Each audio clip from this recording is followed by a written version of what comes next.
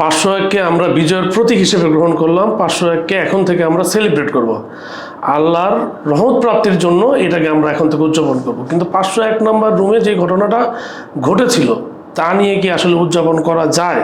501 নম্বর রুমে মামুনুল হক, মাওলানা মামুনুল হক, যিনি খেলাফত মজলিসের বর্তমান আমির, তিনি 2021 সালে একজন নারী যার আরেকটি বিয়ে হয়েছিল, যার আরও 2টি বাচ্চা আছে, তাকে নিয়ে সেই রুমে অবস্থান করছিলেন। এমন সময় তাকে পুলিশ সেইখান থেকে আটক করে, গ্রেফতার করে এবং তার পরবর্তীতে তার যে কারাবরণও করতে হয়।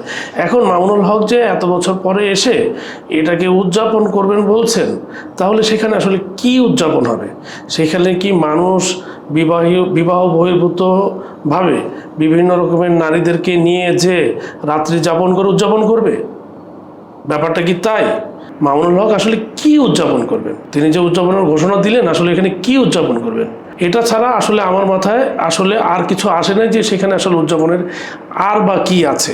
আপনি এত বড় একজন আলেম, বিভিন্ন ওয়াজ মাহফিলে যান, ওয়াজ মাহফিল করেন, একটা ধর্মীয় দলের প্রধান, আপনি কিভাবে পারলেন একটা আরেকজনের স্ত্রীকে নিয়ে, যার 2টি সন্তান আছে, তাকে নিয়ে আপনি একটা রিসোর্টে যেয়ে থাকতে? একবার একটু সুশীল যারা মুক্ত চিন্তার মানুষ, যারা একটু ভাবেন, একবার দর্শক আপনাদেরকে একটু ভাবনার একটা জায়গা দিয়ে একটু ভাবেন তো, একজন আলেম বিবাহ ছাড়া আরেকজনের স্ত্রীকে নিয়ে, যার 2টি সন্তান আছে, তাকে নিয়ে একটা রিসোর্টে অবস্থান করছেন। সেখানে আর কি হচ্ছে? আর অত দূর বা ডিপ আমি যেতে চাই না, যাব না। একবার ভাবেন তো, এইরকম একটা লোকের দ্বারা কিভাবে এইরকম একটা কার্য সম্পাদন হলো? অথচ সেই মামুনুল হক আবার 5 বছর পরে এসে বলছেন যে সেটাকে তিনি সেলিব্রেট করবেন, উদযাপন করার ডাক দিচ্ছেন। আসলে আমরা দ্বিচারিতার কোন লেভেলে আছি? মামুনুল হকের কাছে প্রশ্ন, তিনি যে এক বিশাল বড় স্ট্যাটাস দিলেন ফেসবুকে, সেখানে যে তিনি বিভিন্ন রকমের কথাবার্তা অনেক কিছু বলেছেন, কিন্তু কোনোভাবেই মামুনুল হক প্রমাণ করতে পারেন না এই রাষ্ট্রীয়ভাবে সেই ঝর্ণা নামক মহিলা যাকে তিনি বিয়ে করেছিলেন, তিনি তার স্ত্রী। তারা বিভিন্ন রকমের ধর্মের দোহাই দিয়ে কি সব বলে তাকে বিয়ে করেছেন, আরও একজন লোক জানতো, এরকম বলছেন। কিন্তু বাংলাদেশ সরকার বা এই রাষ্ট্রীয়ভাবে হাজার হাজার কাজী নিয়োগ করে রেখেছেন, যাদের কাছে আপনি অনায়াসে গেলেই বিবাহটা করতে পারতেন।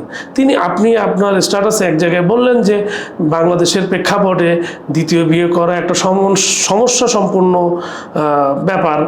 প্রথম বউ তার সন্তান না মানতে চায় না, ওকে ডান, মানলাম যে কোনো সন্তান বা বউ প্রথম স্ত্রী এটা মানতে চায় না, আপনি লুকিয়েই করেছেন, তারপরে রাষ্ট্রীয়ভাবে করতেন। তার মানে আপনার কাছে অথেন্টিক কোনো এভিডেন্স ছিল না যে ওই ঝর্ণা নামক মহিলা আপনার স্ত্রী। আপনি আজকে এসে 5 বছর পরে এসেও আপনি এটা প্রমাণ করতে পারেন না যে রাষ্ট্রীয়ভাবে দালিলিক কোনো প্রমাণ আপনার কাছে আছে।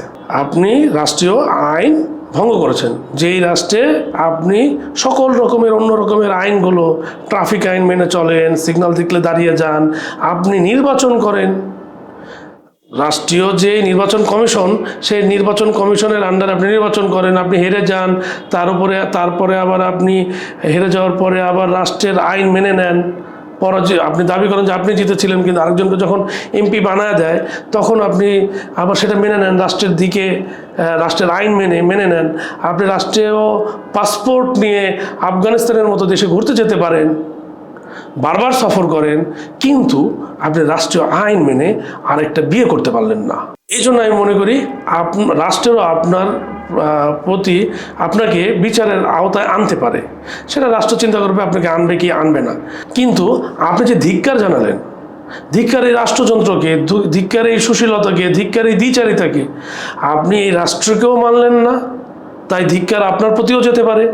আপনি এই সুশীলতাকেও মানলেন না যে আরেকজনের বউকে নিয়ে একটা রিসোর্টে যাওয়া যায় না, এইটা সামাজিকভাবে মানুষ মেনে নেবে না, এই সমাজ, এই ধর্ম আপনার পক্ষে যাবে না, আপনি এই সুশীলতাকেও মেনে নিলেন না, সেই জন্য আপনার প্রতিও ধিক্কার হতে পারে।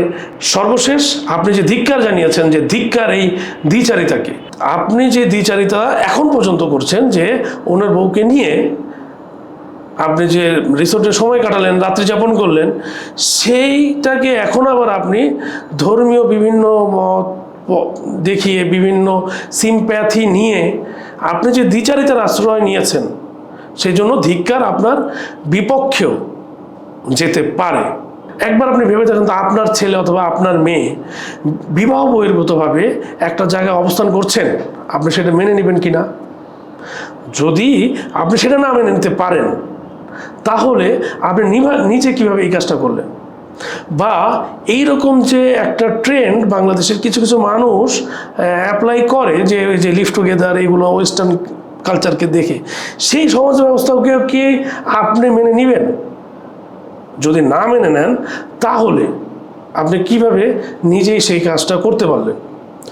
আর একটা নতুন জিনিস বাংলাদেশে এখন এটা আবিষ্কার হয়েছে বা চলে আসছে, যে কোনো কিছু, যে কোনো কিছু হলেই শেখ হাসিনাকে দায় দিয়ে, ফ্যাসিস্ট সরকারের সেই সময় কার্যকলাপকে দায় দিয়ে আপনি বেঁচে যান।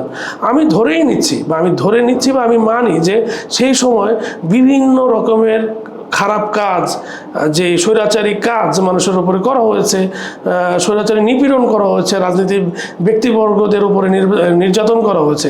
কিন্তু আপনিও ধরেন রাজনৈতিকভাবে বিভিন্ন হেয় প্রতিপন্ন হয়েছেন। সেই সময়ের যে শেখ হাসিনার উপরে বা ফ্যাসিস্ট সরকারের উপরে দায় দিয়ে যে বেঁচে যাওয়ার একটা সুযোগ গ্রহণ করা, সেটাও কিন্তু এক রকমের দ্বিচারিতা। তাই মনে করি যে এই দ্বিচারিতা থেকে আপনার আসলে বেরিয়ে এসে, আসলে জাতির কাছে, যেহেতু আপনি রাজনীতি করেন, একটা দলের প্রধান, যে দলের প্রতিনিধিত্ব এই সংসদে আছে, সেই রকম একটা দলের প্রধান হিসেবে আপনার আসলে আপনার যে ব্যক্তিগত যেই সমস্যাটা আপনি আসলে করেছেন, বা যেই কাজটা করেছেন রাষ্ট্রীয় আইন না মেনে, আমার মনে হয় যে আপনার সেই জন্য জাতির কাছে ক্ষমা চাওয়া উচিত। আমি এটাও আশা করি যে আপনি অচিরেই এই জাতির কাছে আপনি ক্ষমাটা চাইবেন। ধন্যবাদ সবাইকে। দেয়ালিকার সাথে থাকবেন।